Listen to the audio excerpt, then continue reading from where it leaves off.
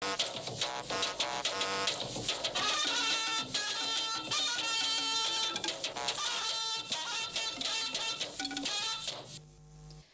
evening and welcome to an hour and a half of news from NTA's News Top Table, treated with an extra touch of fine detail. Tonight, 7 years after they lost their homes to insurgents, communities around Kwanduga in Borno State finally have a place they can call home.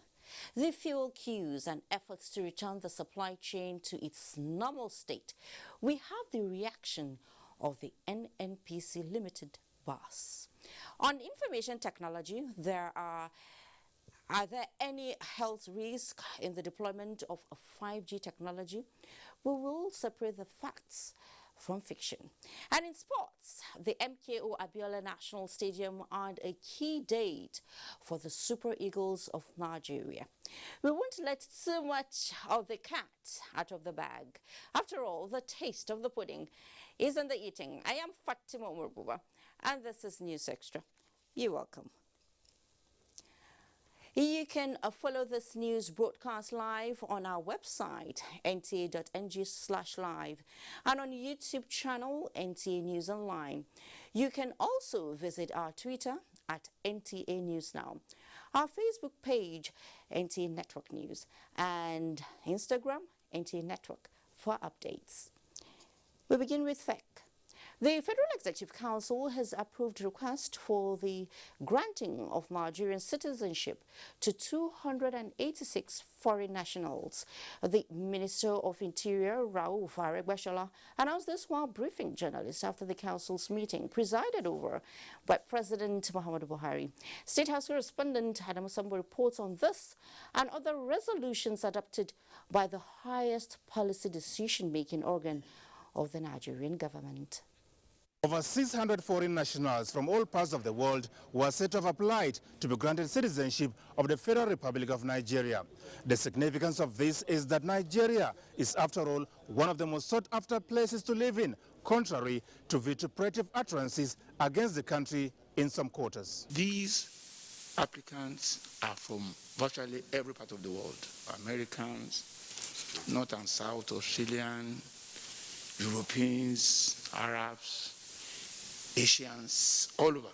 And after an extensive deliberation on the recommendations of the National Advisory Committee on Nigerian Citizenship, the Federal Executive Council approved that 286 of those desirous of being Nigerians and thoroughly scrutinized by relevant government agencies be granted the nation's citizenship. So the number of those who are granted Nigerian citizenship and naturalization, who are desirous of being Nigerians, is 208. While those who are granted Nigerian citizenship by registration are women married to Nigerians, called Niger wives, are 78. They are men and women of integrity and good character. The applicants, as the minister explained, are now eligible to be fully processed through administration of oath and indeed certification. Meanwhile, a 12.09 billion naira contract has been approved for the supply, installation and maintenance of IVO bridges in Nigeria's aviation industry. This is part of all that we've been doing to reactivate the failing infrastructure within the country. And of course, Lagos being the major airport in the country, and this will make passenger facilitation easier, safer, and of course it will add value and create more efficiency within the system of that particular airport, and that this is also an ongoing program for all of our failed airports. In the meantime, the federal government has formally closed out the contract for the construction of 17-story local content building in Yanagua, Bayelsa State. You will recall that in 2020, Mr. President already commissioned that project. There were some ancillary works that had to be done to connect some of the buildings, and that was now presented to council for the sum of 1.817 billion. So this is the end of this project, and we have completely delivered this to Nigerians. The minister used the opportunity to confirm that President Muhammadu Buhari has been formally briefed on the adulterated fuel imported into the country, assuring Nigerians that the situation being effectively handled by appropriate regulatory agencies will soon be a thing of the past. From the State House, Adamu Sambu, NTA News. Critical national issues were brought to the front burner as President Muhammadu Buhari granted audience to the former Minister of Defense, General Theophilus Danjuma. State House correspondent Adam Sambo again reports that the engagement Tuesday evening was the first since October 2020. It was a warm welcome for the former defense minister on arrival at the official residence of the president Tuesday evening. President Muhammadu Buhari and General Theophilus Danjuma walked majestically to the dining table for a private dinner. Shortly after, the president and his guests retired for talks on critical national issues. Details of their discussions held behind closed doors for more than 1 hour were, however, not disclosed. General Danjuma's visit to the State House is coming barely 1 week after one of his mentees, Senator Emmanuel Bacha, came to the president to announce his defection from the PDP to the governing APC. Last week, I went to see General Danjuma and I told him of my decision to cross over to the APC. We are actually his foot soldiers. And I said to him, I am crossing over.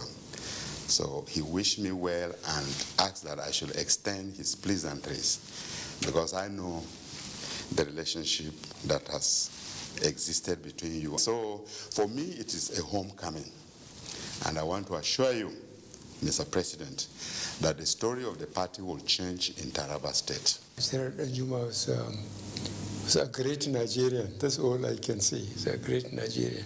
So I'm very pleased you are quite close to him. I told him I have been loyal to him. When we were in uniform, the most important thing that he appreciated it and he put it on record. That leads to my success professionally and eventually here. Thank you very much indeed. You are genuinely welcome. General Theophilus Danjuma served as chairman, Presidential Committee on the Northeast Initiative established by President Muhammadu Buhari. The president also granted audience to the founder and chairman of Oriental Energy Resources Limited, Alhaji Muhammadu Indimi. Alhaji Indimi, a philanthropist, came to express formal appreciation to President Muhammadu Buhari for the honor done to him by inaugurating some projects he executed in Borno State.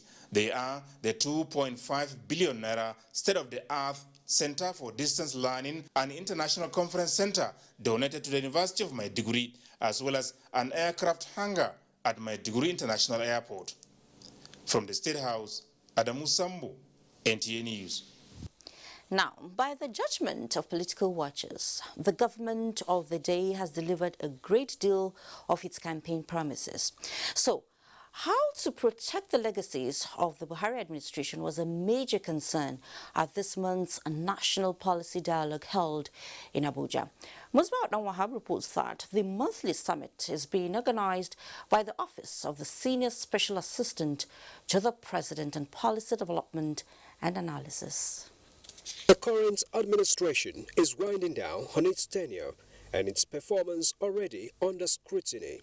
If you want to talk about Lagos Badagry, it's done. If you want to Abuja Kano, it's done. If you want Maiduguri Kano, it's done. If you want Oweto Bridge, it's done. If you want Enugu Port Harcourt, it's done. So everything that we used for campaign in those days have been done. Claims of a presidential aide would go for test, and on the cards of discussants, the Buhari government scored high on its various developmental projects and policies, including fight against insecurity, roads and railway construction, implementation of Treasury single accounts, and tax credit system.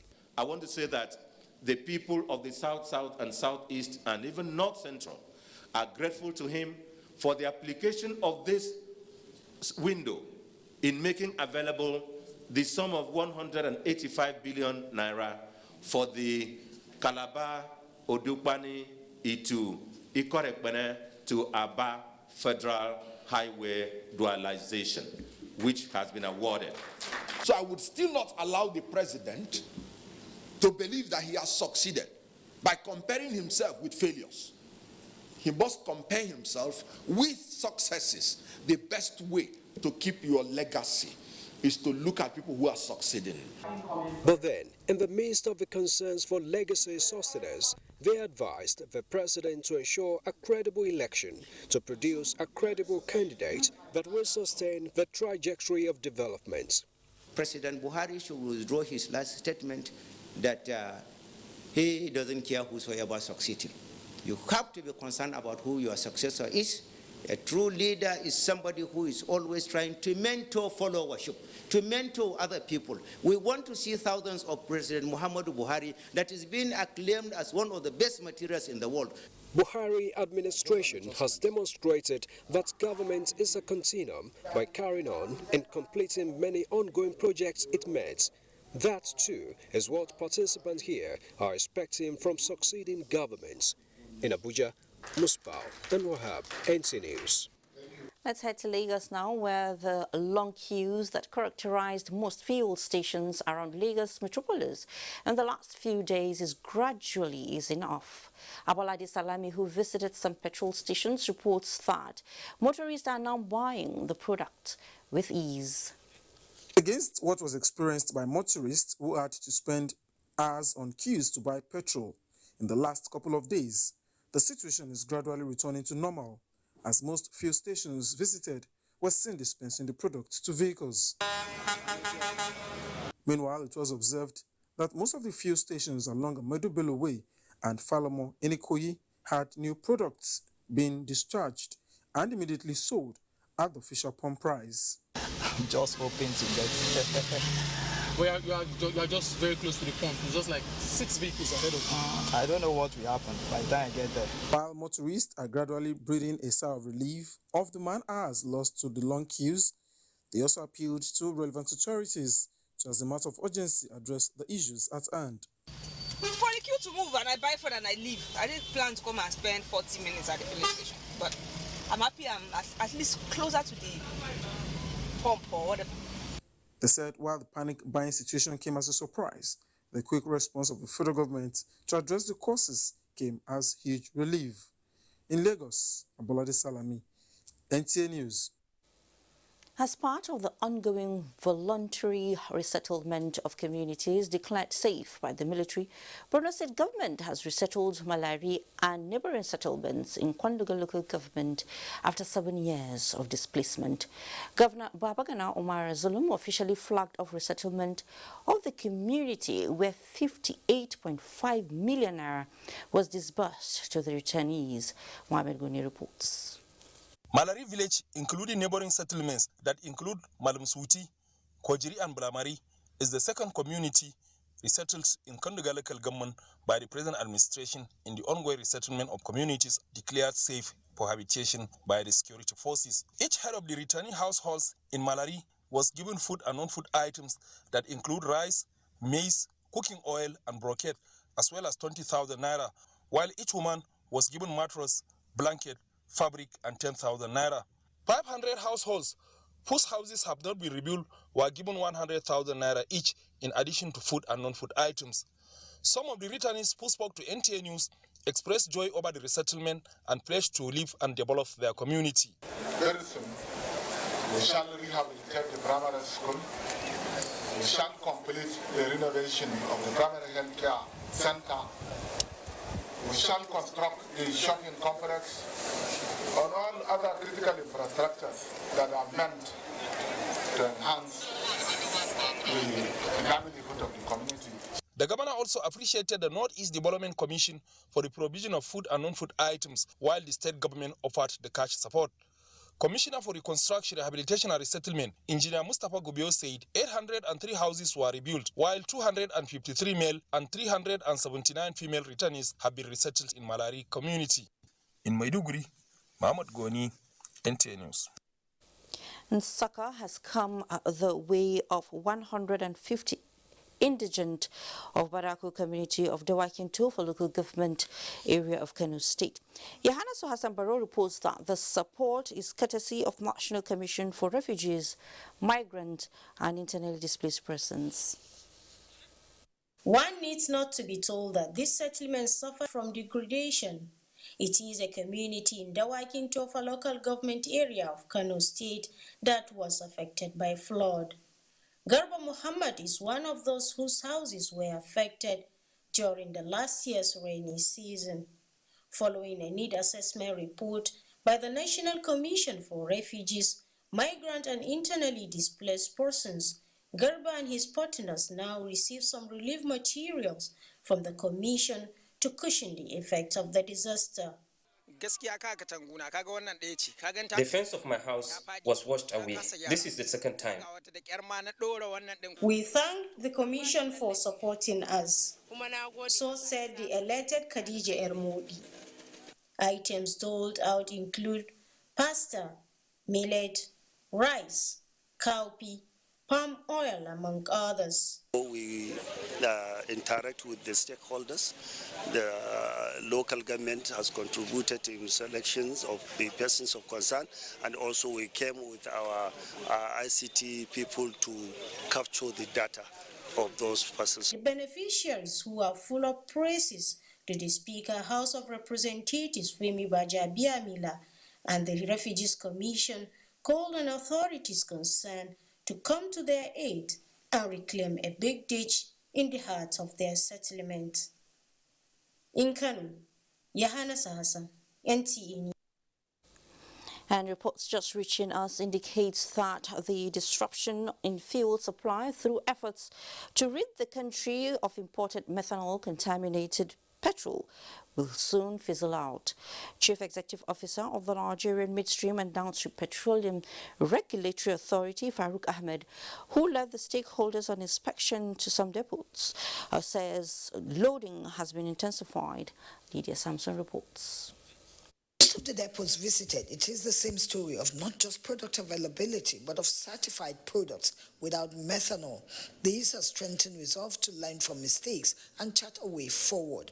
Already, 6 vessels containing 3 million litres of petrol ordered by the Nigerian National Petroleum Company Limited to mitigate supply gap is in the country. Farouk Ahmed reiterates that the country has 20 days petrol sufficiency. I'm happy to say that loading has been going on in most of the depots because we've been able to identify, isolate, and quarantine the limited amount of gasoline that was affected by the methanol volume that was discovered. The vessel that Thank you, Lydia. In another development, First Lady of Nigeria, Aisha Buhari, reassures Nigerian women and children of her continued support towards uplifting their status for a better future. She gave this reassurance when the ambassador of Poland to Nigeria visited her. Her State House correspondent Aliu Kabir reports that the First Lady also received the Vice Chairman of the ECOWAS Commission, Finda Koroma. Receiving the ambassador of the Republic of Poland to Nigeria, the First Lady and her guest expressed their desire to collaborate in every way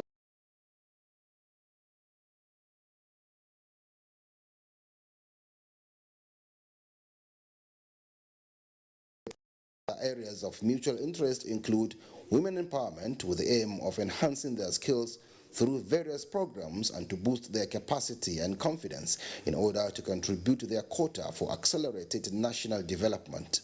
The First Lady had earlier granted audience to the Vice President of the ECOWAS Commission, Finda Koroma, where discussions centered on the possible collaboration between the ECOWAS Commission and the Africa First Lady's Peace Mission on the need to improve lot of women and children across the African continent. I really appreciate her visit.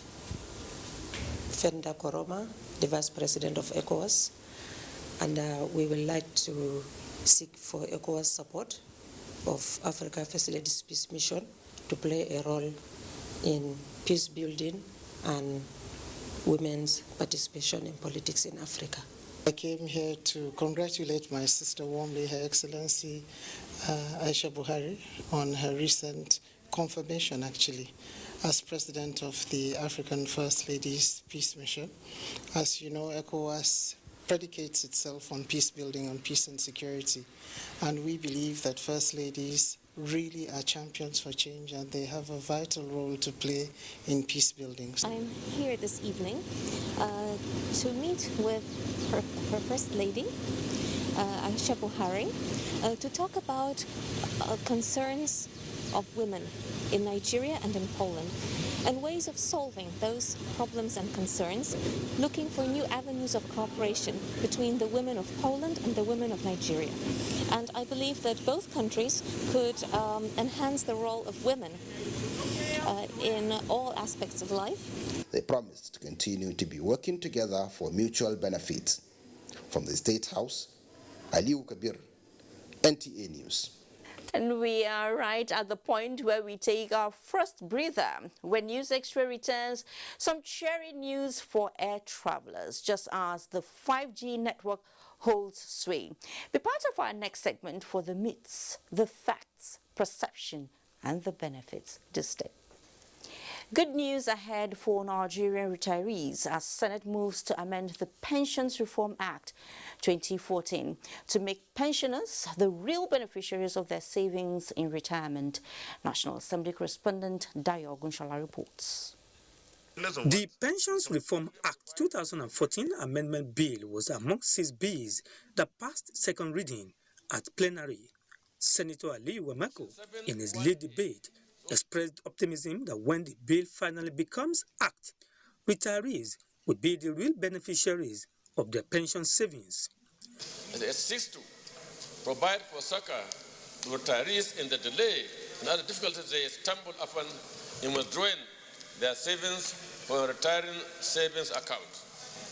Equally, Mr. President and my dear colleagues, it provides for a definite and reasonable percentage a pensioner can withdraw from such an account. The Act provides that investments are going to be carried out by these, fund administrators, and at the end of the day, it will add up to what your benefit is going to be in the long run. Where are they doing the investment? What is the accrued interest or benefit to those investments? Act amend the Pension Reform Act Cap P4, Laws for the Federation of Nigeria 2004, to provide for a definite percentage a retiree can withdraw from his retirement savings account and for other matters related there to 2022 second reading taken, and the bill is referred to the Committee on Establishment and Public Service Matters for further legislative action to report back within 4 weeks. Other bills that scaled second reading include a bill to establish the Federal University of Transportation, Daura, a bill for an act to amend the Nigeria Security and Civil Defense Corps Act, as well as a bill for an act to establish the Federal University of Medical Sciences, Egbe, Kogi State. Establishment of this university will go a long way to develop human capital in Nigeria, properly safeguarding and sustaining the huge investment of federal government in the transport sector. Establishment of this university, Mr. President, as a specialized center of excellence in the field of medicine, will bring to fruition this desirable objective and the vision of our founding fathers. Senate received 4 presidential nominees for confirmation as commissioners for the Nigerian Electricity Regulatory Commission. It also confirmed the appointment of 2 nominees as members of the Federal Judicial Service Commission. Senate adjourned to Tuesday next week. From the National Assembly, Dayo Gunshala, NTA News. In the meantime, the House of Representatives is seeking amendment of the National Health Act to enable imposition of a 500 million naira fine or imprisonment on violators. National Assembly correspondent Lami Ali reports that the bill has passed second reading. Section 46 of the National Health Act states that no public officer shall be sponsored for medical checkup, investigation or treatment abroad at the expense of the public except on referral and recommendation by a medical board and approved by the health minister or commissioner. The amendment bill from Sergio Sogun seeks to address the lacuna cure the defect in the act because there is no punishment for flouting it. It's an amendment to an existing act. That there's a gap. The bill hopes for improvements of the nation's health sector for the benefit of citizens. House members also passed for second reading a bill that seeks to give traction to federal government's agricultural development efforts through the establishment of an agricultural trust fund. Not any government in the past has given due consideration and quite an excellent intervention to the agricultural sector than the present government led by Muhammadu Buhari. Of course, we would like to have more. This bill seeks, amongst others, to use the instruments of the trust fund to procure agricultural equipment for onward transmission to agricultural units in subsidy arrangements. The motion from Deputy Minority Leader Toby Okechukwu urging authorities to curb rising cases of ritual killings was adopted. Declare a national emergency on ritual killings in Nigeria and call on national orientation agents, parents, heads of schools, religious leaders, and the media to undertake a campaign to change the negative narrative that is bedeviling our society. Also adopted was the motion from Julius Pondi calling for investigation into explosion of a crude oil vessel at Escravos Estuary in Delta. Call on the federal government to urgently mitigate the effect of the explosion on the affected communities. House also urged the establishment of fire stations at fuel tank farms to arrest fire outbreaks as raised by Thomas Ereitomi. Meanwhile, the ad hoc committee set up to investigate illegal charges on contracts by ministries, departments, and agencies of government has been inaugurated. The unlawful imposition of administrative levies and charges ranging from 5 to 25% of contract sums on contractors significantly inflates the cost of projects. In the spirit of the present administration that is against corruption, we are saddled with this responsibility. From the National Assembly, Lami Ali, NTA News. Let's talk ICT now. The operation of the 5th generation network, 5G, as it is popularly known, is now setting new priorities for key players in the world's telecommunication industry to deploy safe and efficient measures in realizing a seamless migration for effective service delivery. Nigeria's government is also taking a bold step towards a successful transition of this phase through friendly policy frameworks to encourage healthy competition. Abubakar Akwanga has that. 5th generation network is a new wave of connectivity expected to enhance speed, efficiency, and effective communication using platforms of telecommunication service providers.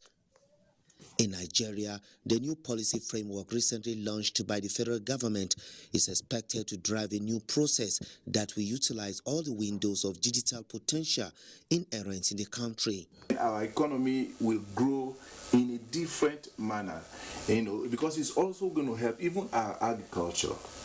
It's going to help even broadcasting is going to take a hit. Because if you do not, update your skills, your knowledge, your know-how, then you're going to take a hit. It's going to bring about virtual reality and augmented reality, where somebody does not, you don't need to find yourself in class, but you can be at your home and be in class. I'm not talking about via internet now. I'm talking about you being at home, but with your virtual reality eyeglass, you are in class and you are sitting right beside your friend. And both of you can be discussing as though he's actually beside you. Oh, you still had issues, 3G, 4G, you have not even fully exploited that yet.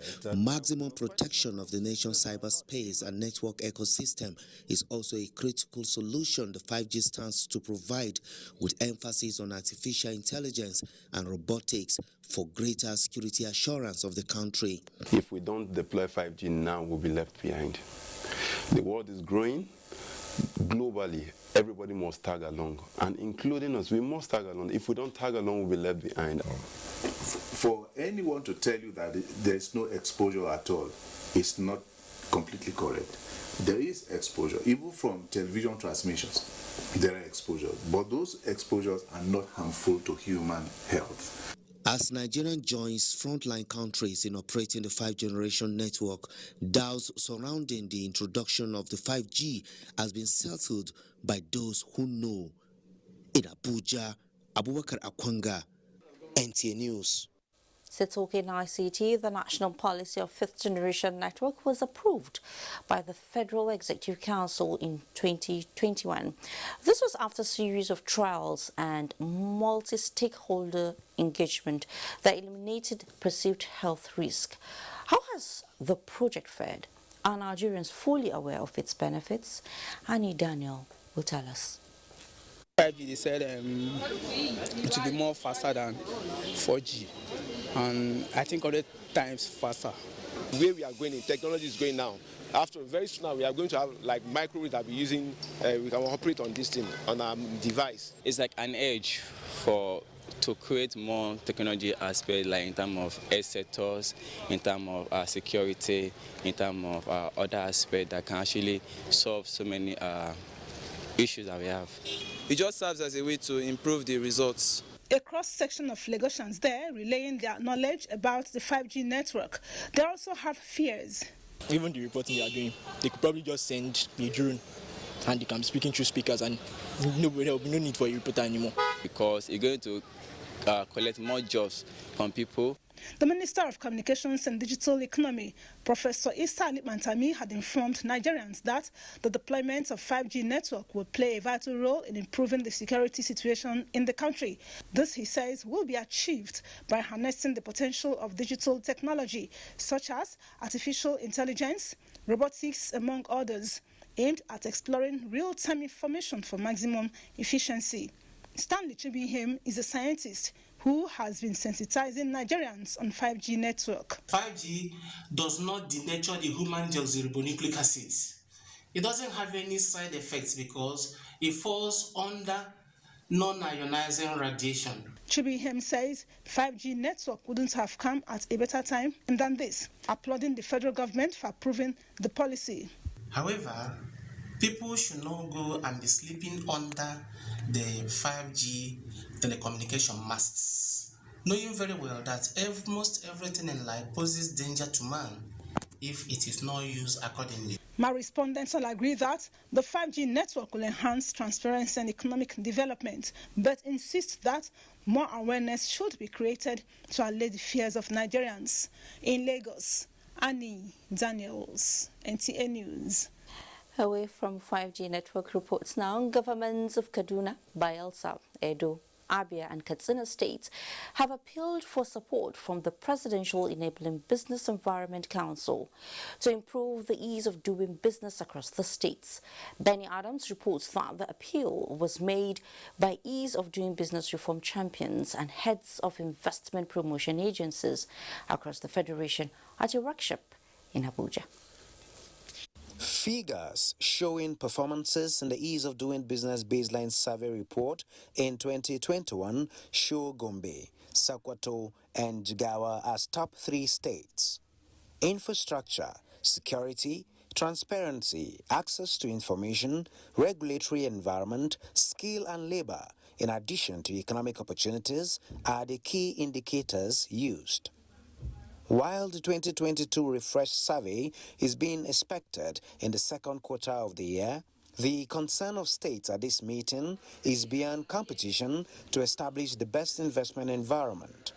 They are requesting the technical and political support of the Presidential Enabling Business Environment Council to help improve the ease of doing business at the subnational levels. We need development finance institutions like the Bank of Industry, the Bank of Agriculture, the CBN to ease the processes of assessing finance for SME. The report that we're doing on the ease of doing business that PEBEC has introduced is also very critical. It will help the states clearly see where they're going wrong, what are their strengths, what are their weaknesses, and where the opportunities lie. Jumoke Oduole is the special advisor to the President on ease of doing business.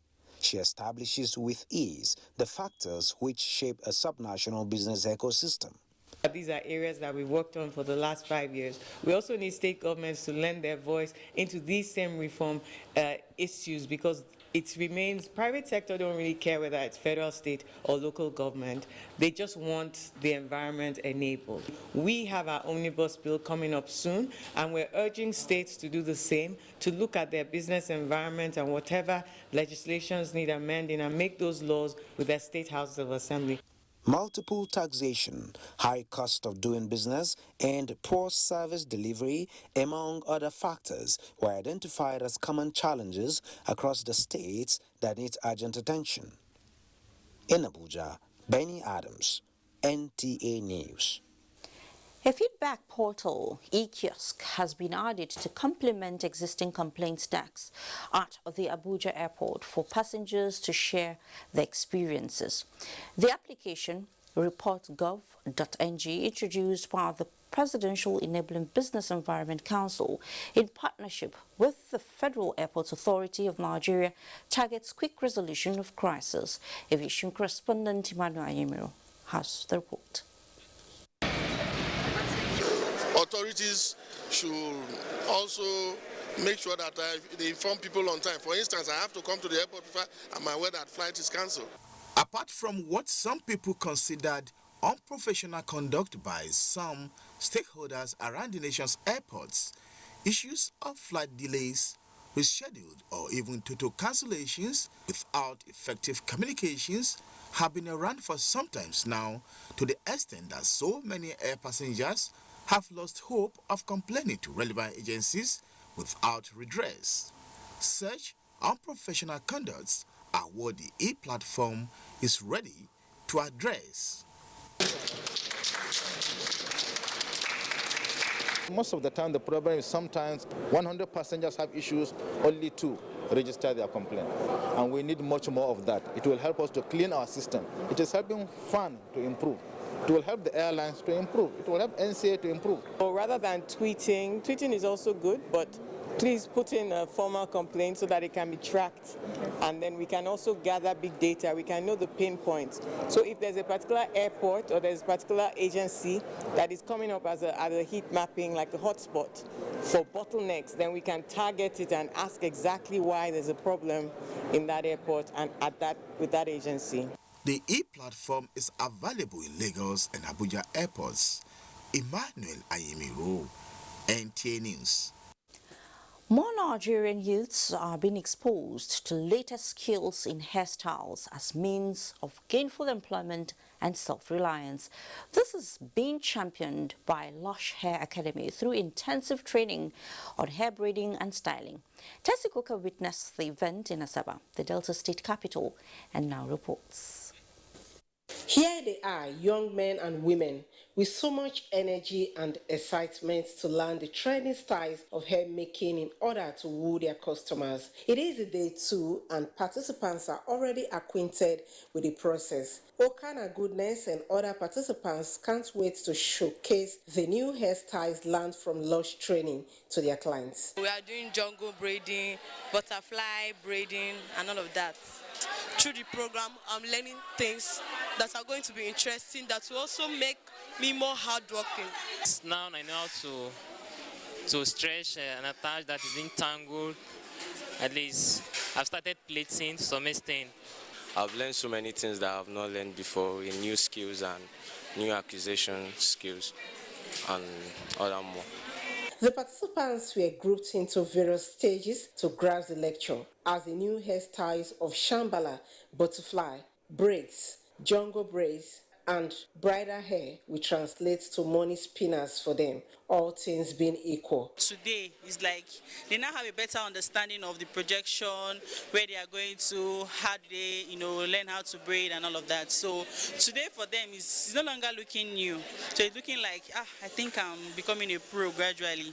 By teaching them trending hairstyles so that they'll be able to stand on their own and be able to attend to whatever client that comes. My advice for them is just to put themselves down and learn very well so that they can be able to stand up for themselves.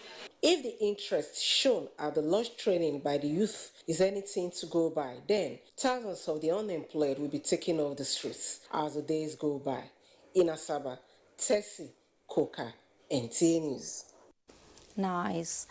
President Buhari congratulates Dr. Kayode Fayemi, the governor of Ekiti State and chairman Nigerian Governors Forum, as he marks his birthday Wednesday, February 9, 2022. President Buhari describes Governor Fayemi as a good friend and an active party member and wishes him many more years in the service of his community and the nation.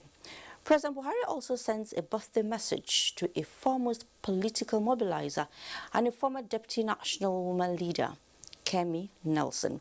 In a statement, one of the senior special assistant to the president on media and publicity, Garbashew, the president said, Nigeria takes pride in the many accomplishments of the women of our nation. It is our party's honor to have leaders such as Kemi Nelson in our midst. End of quote. When News Extra returns from this next break we are about to take, rice is on the news again. This time around, the plight of those in the business of rice husk. Do stay with us. Updates. Let's talk business. AFCFTA Secretariat partners Afrexim Bank to manage base fund of the AFCFTA Adjustment Fund as investors gain 53.8 billion naira in the capital market. And we have Musa Abakar with details on business news. So Musa, it's over to you. Thank you, Fatima. Now let's begin with trade. The African Continental Free Trade Area, FCFTA, Secretariat and African Export-Import Bank, Afrexim Bank and Cairo have signed an agreement relating to the management of the base fund of the AFCFTA Adjustment Fund. The fund will support African countries and the private sector to effectively participate in the new trade and environment established under the AFCFTA. The agreement was signed by Professor Benedict Orama, President and Chairman of the Board of Directors of Afrexim Bank, and Wemakele Mene, Secretary General of the AFCFTA Secretariat, in the presence of other stakeholders. The two parties were mandated by the African Union Summit of Heads of State and Government, as well as the AFCFTA Council of Ministers responsible for trade, to establish the Adjustment Fund to support AFCFTA state parties. This is to adjust to the new liberalized and integrated trade and environment established under the Continental Agreement. Oil prices were stable around $90 a barrel on Wednesday, but the prospect of increased supply from Iran and the United States kept pressure on the market, Reuters report. Brent crude futures edged down 34 cents to $90, 44 cents per barrel. U.S. West Texas Intermediate crude fell 42 cents to trade at $88, 93 cents per barrel. It's a positive midweek trade for investors as the equities market recorded marginal gains. The NGX All-Share Index appreciated by 0.21% to close at 47,157.23 basis points, with market capitalization dropping to 25.4 trillion naira, 297 million shares, value at 4.694 billion naira in 4,661 deals exchange hands. The financial services sector dominated activity chart. That's business news. Fatima, it's now over to you. Thank you so much for that. Now, it won't be business as usual for truck drivers who overspeed on the roads, as more mobile courts will be set up to prosecute them. The measure is expected to curb this indiscipline by truck drivers and that of other articulated vehicles who pose danger to other road users. Oyemi Ajayi has that. The alarming level of road crashes involving trucks and other articulated vehicles have continually become a source of concern to all. This is due to the ripple effects of loss of lives and leaving many injured, and those who survive never remain the same. In 2018, the Federal Road Safety Corps indicated that the country lost 39 billion naira to tanker and trailer-related road accidents resulting from overspeeding, amongst others. As much as you want to reduce, if we look at the condition of the roads, sometimes there is only nothing much the driver can do if the road is not good. But by and large, everybody is putting his best. The single and major cause of truck accidents is inexperienced drivers. lack of orderliness. People are not respecters of law. Many have condemned overspeeding of these trucks on the roads, insisting they harass and intimidate other road users, and advise that such drivers and their owners should receive stiffer penalties. If speed limiting device is implemented, the issue of speeding will be out of it, because even if you accelerate from now to tomorrow, it will not surpass where it has kept you. We are encouraging most of our commands to set up mobile courts so that people could be tried summarily, some jailed if possible, some paying heavy fines to serve as deterrent to others. We discovered that 75% of these accidents happen overnight. And that is the time we said all our members, wherever you are, by 6 o'clock, you should park there, you should not go anywhere, to avoid night driving because of especially bad road. Anybody violates the laid down procedure, law, it's not our member, we remove him, unless the owner of the truck refuses to let us know. Drivers are advised to make use of common sense limits while driving, aside mobile courts to be established nationwide to try and prosecute offenders, especially truck drivers, without speed limiting device. The corps says it will be taking a strong stand against all violators on the road. In Abuja, Oyeyemi Ajayi, NTA News. Osun State government has commenced massive rehabilitation of both federal and state roads across the 6 zones in the state. The intervention is aimed at improving the socio-economic fortunes of the state through provision of public infrastructure. Femi Afariogun reports. Road infrastructure remains one of the cardinal focus of any government in Nigeria due to its socio-economic impact on the people. In realization of this invaluable impact, the Gboyega Oyetola-led administration is undertaking massive rehabilitation and, when necessary, reconstruction of no fewer than 25 roads spread across the 6 zones in Osun State, including some federal roads within the state already. The affected roads include Osogbo-Ilaodo boundary in Kwara State, Ada-Ibajo, Moro-Ipetumodu roads are already completed, while Iwo Township Road from Awe Junction to Bowe University is currently receiving attention among other township roads.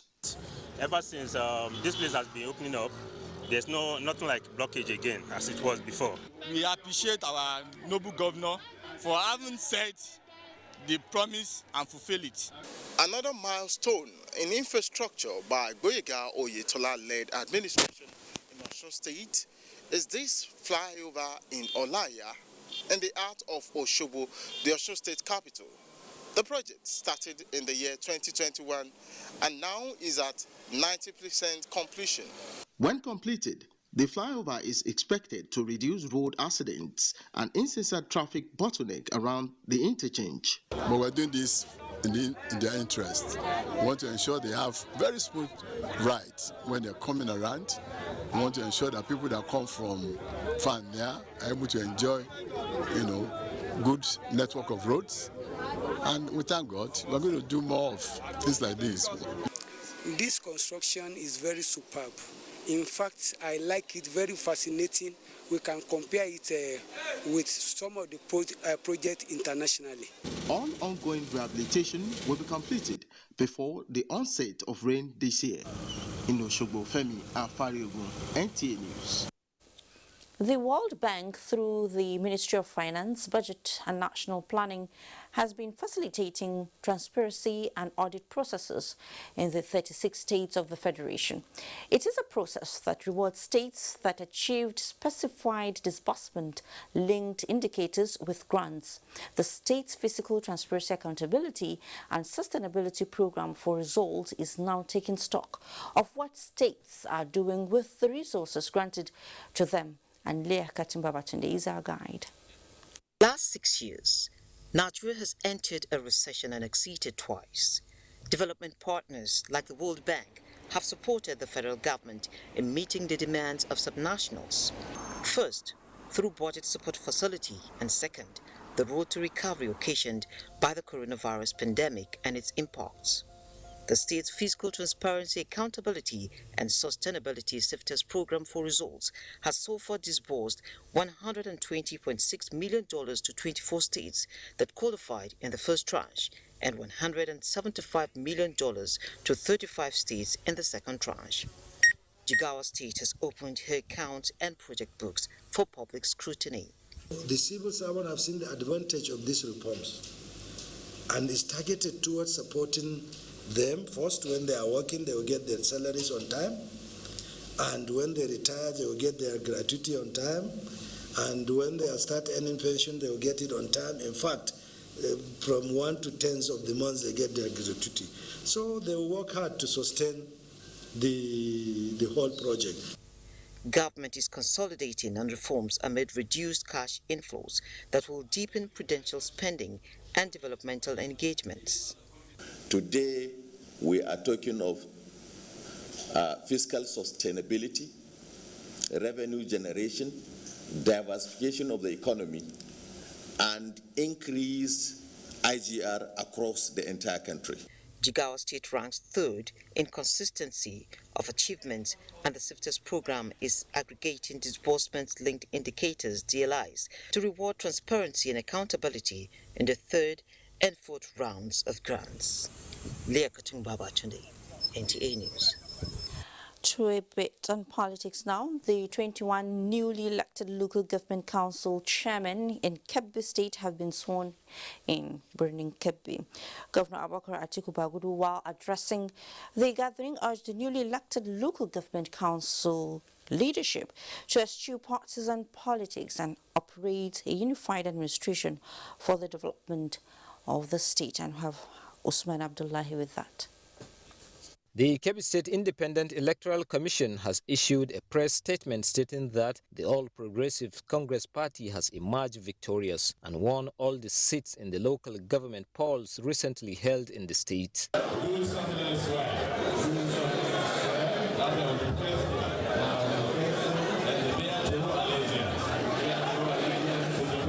That has been the oath of office and that of allegiance of the 21 newly elected local government councils chairmen as administered by the state chief judge, Justice Suleiman Muhammad Ambursa, shortly after the presentation of certificate of return by the State Independent Electoral Commission. Addressing the gathering, Governor Abubakar Atiku Bagudu commended the commission, the security agencies and political party supporters among other stakeholders for ensuring the smooth conduct of the election. He reminded the newly elected members the importance and weight of the pledge they took, urging them to operate a transparent administration irrespective of political inclination. The vice chairman and vice chairman to focus on understanding of all the opportunities that are in their constituencies and participate in how those potentials can be further developed. They must participate in the monthly joint account meeting so that they can be familiar with the finances of their local government, so that they can ask questions, and where they need to protest, let them protest. Governor equally said in their plan to reintroduce area council development authorities, women and youths will be taken into consideration. Speaking on behalf of the newly local government council chairman, the Birnin Kebbi local government chairman, Aminu S. Fada, expressed appreciation and promised to justify the confidence reposed in them by the people of the state. 16 out of the 225 local government councillors recently elected are women. Usman Abdullahi Shehu, NTA News. What is special about this month of February? Answers in the next part of News Extra, as we also feed you with more developments on the 12-year-old allegedly assaulted in Akure. Join us again. Thanks for staying. For centuries, people across the world look forward to one date in February. I guess you know that day, the 14th, of course. A special day for loved ones. But apart from the 14th, there is something about this year's February which makes it unique. And Abdullahi Mohammed reports that the uniqueness of this February is in the number of times each day occurs in the 28 days. It's obvious that this particular month of February 2022 appears unique. Each day occurred 4 times within the month. The social media has been agog with these phenomena, with claims that it happens only once in 823 years. So, I put the taste of the authenticity of the claim as well as the uniqueness of the month to a geographer. From his assessment, it's a fallacy. If you look at the calendar, 2017, February has four days equal. And even with the Chinese people, they have this saying of their own, Sheng Feng Yu, something like that. It's very superstitious. And once people see things like this, they call them money bag. Money bag, that if you witness this, money is going to come your way. So we hope money comes our way, but this is just a mere superstition, and it has nothing to do with sciences. A fallacy for the geographer because it has failed the scale of science. But a chance with a professor of psychology gave a new dimension to the discourse. For him, it's an opportunity to use the uniqueness of the month to influence the behavior of people. You can, by auto-suggestion, by making suggestions, make people to see and believe. And that saves you a lot of trouble. Because a lot of the destruction we're facing, a lot of the fall in economy and so on, we need to manage it. And it's by all going together, not by we sabotaging or undoing the strength of the country. That is patriotism. I thereafter moved to the custodian of fate, and to them there is nothing other than coincidence in the months many thought has something special. And the Prophet ﷺ is saying, "Man ahdatha fi amrina ma hadha ma laysa minhu fahuwa raddun." He who innovates something which is not in this religion definitely is being rejected. What these things should trigger our minds to do is to think of how do we impact life and what do we do out of it, not to sit and be. The Bible talks about vain debates that have no profit. People go into them. I think this is what is happening. When next the peddlers of unfounded messages want to create a special month, they definitely will have to do a special research to stand the test of science, psychology, and religion. In Abuja, Abdullahi Muhammad, NTA News. Well, thank you so much, Abdullahi. I'll just call that a special February. What could have pushed a mother of 4 to inflict multiple injuries on her 12-year-old domestic worker for allegedly stealing a piece of meat from her pot? Well, both the victim and the accused are now before a magistrate court where justice is expected to be served. Olubukola Aduo has details. I must warn, however, that viewer discretion is advised, as some of the pictures here may be disturbing. Is said to be the house help to the mother of the defendant. The defendant, Okoyemi, was said to have relocated from Ilori to live with her mother with her 4 children shortly after the demise of her husband. Okoyemi was alleged to have used a razor blade and sticks to inflict multiple injuries on the 12-year-old Sunday for allegedly stealing a piece of meat from her pot. Police clinic near that road.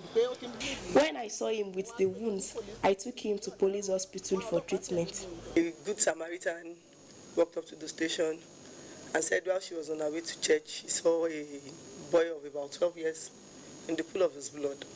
So she had to intervene. Then she realized it was the boss of the boy that actually used a razor to cut him in different parts of the body. When NTA News visited their residence located at Idimango, Adebowale axis of Ondo Road, Akure, Okoyemi's mother, who admitted that Sunday's incessant cases of theft in the neighborhood called for concern, appealed to the government to have mercy on her daughter, as she could not explain what came over her. I know it is the work of the devil. I cannot explain how it happened. In the case, which is being tried at an Akure magistrate court, Okoyemi is accused of attempted murder, child abuse, as well as other offences under the Violence Against Persons Act 2015. Magistrate Court 3, where the trial is being handled, says the defendant is guilty of 3 counts and will continue trials on the other counts on Monday, 14th February 2022. We also have keen interest in the livelihood of the 4 children of the accused person, the defendant. So it is our hope that apart from the order of court that they should be remanded at the children's home, that the family of their father, their deceased father or the mother will still come up to see that they are taken care of. Meanwhile, Sunday is currently receiving medical treatment at the police hospital Akure. In Akure, Olubukola Aduwo, NTA News. Swords have given way to words as stakeholders from Benue and Taraba interfaced with the National Boundary Commission towards finding amicable conclusion on boundary issues that have lingered over the years between the 2 states. Kenneth Nanim reports that both parties believe the boundary disputes have brought setback to the socio-economic development of the areas. The Jukuns of Taraba and Tiv of Benue are not strangers to each other. They both bear scars of the series of boundary clashes in the past, resulting in the loss of lives and property. To love thy neighbor is an injunction the 2 clans are still struggling with.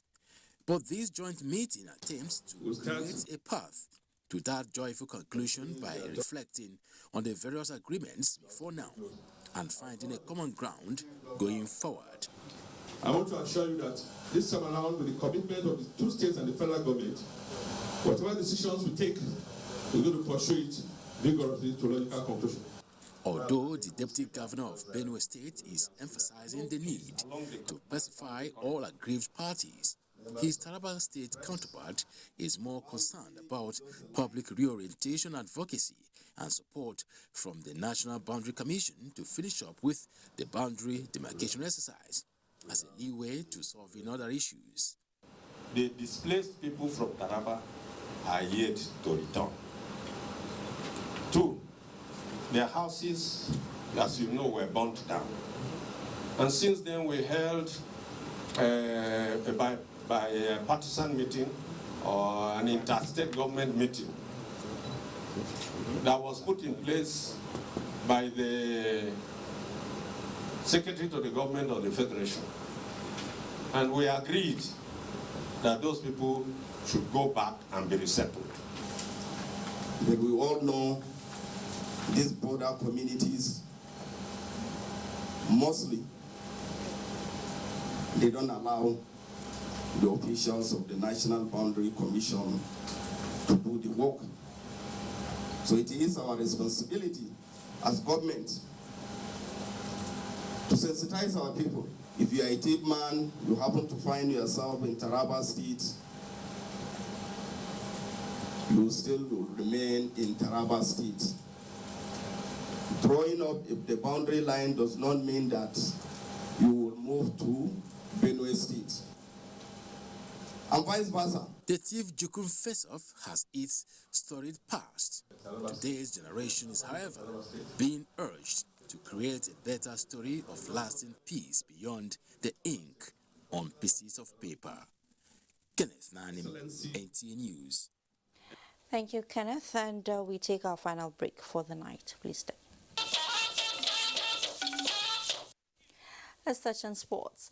The recent CAF nod to MKO Abiola National Stadium to host the coming Nigeria-Ghana World Cup qualifying game has certainly raised enthusiasm of sports-loving fans in the Federal Capital Territory and its environs. It is the realization of what they say they have so missed for years. Oh yes. So Musbat Wahab is telling us the story of the stadium and the effort that has triggered the possibility of a spectacle at the once abandoned national edifice. Nigeria made a statement with a whopping $360 million for the construction of a new stadium in the heart of Abuja.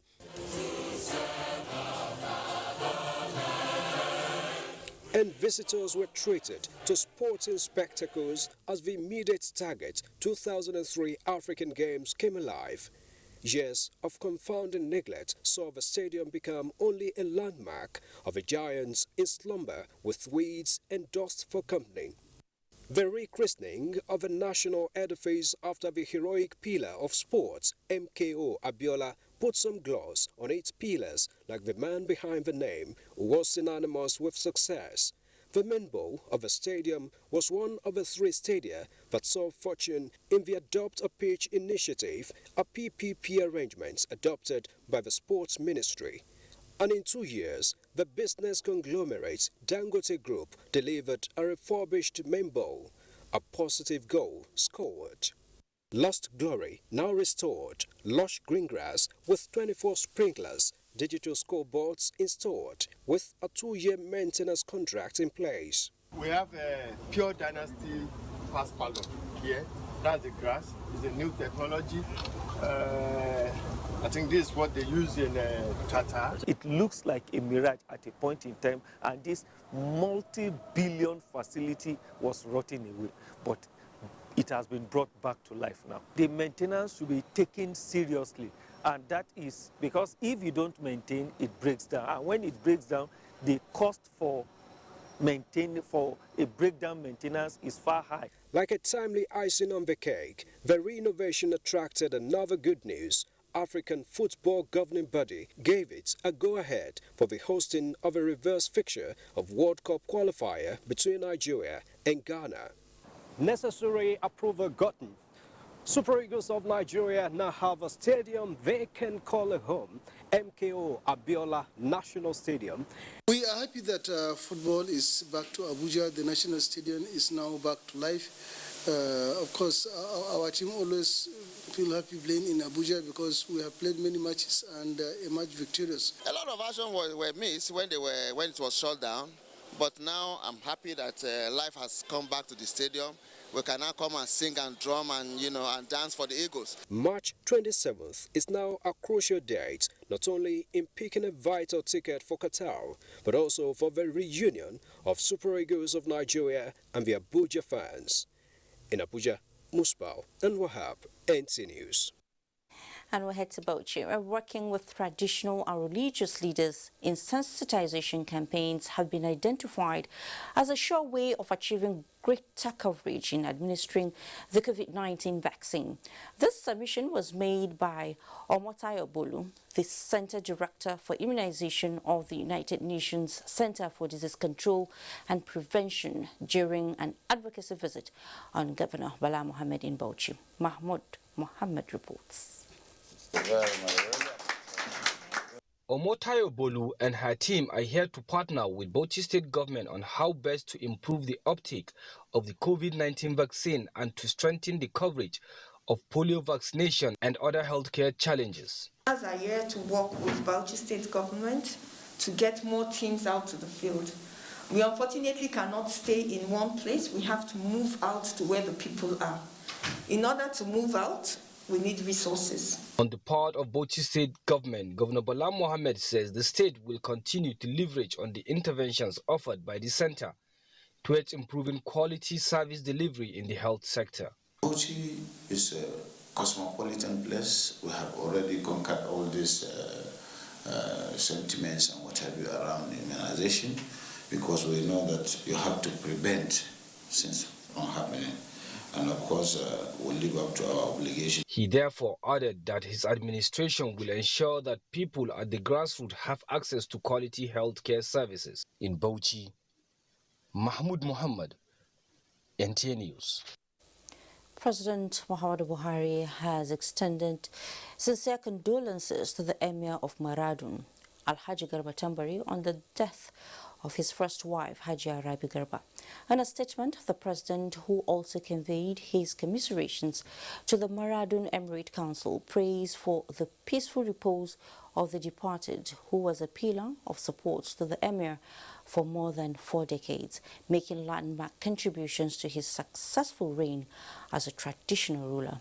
President Buhari's thoughts and prayers are with the family of the Emir and of the people of Maradun, who will surely miss Hajia's exemplary conduct as a devout Muslim, mother and wife.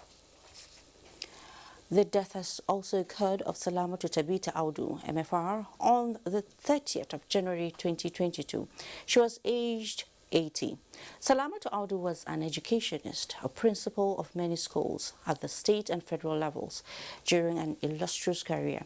She was a commissioner for information and home affairs in the old Kaduna state in 1984. Salamatu was also a director in the Federal Ministry of Education. A statement from the family indicates that there will be a wake-up on Thursday, 10th of February, at Our Saviour's Anglican Church, Katsina Road by Independence Way, Kaduna. She will be buried on a Friday, 11th of February, immediately after the funeral service at the same church. She is survived by 2 children and many grandchildren. And with that, we conclude News Extra for tonight. But before we go, here's a reminder to connect with the NTA to stand against rape and rapists. I am Fatima Morbuba. Enjoy the rest of your night and please stay safe.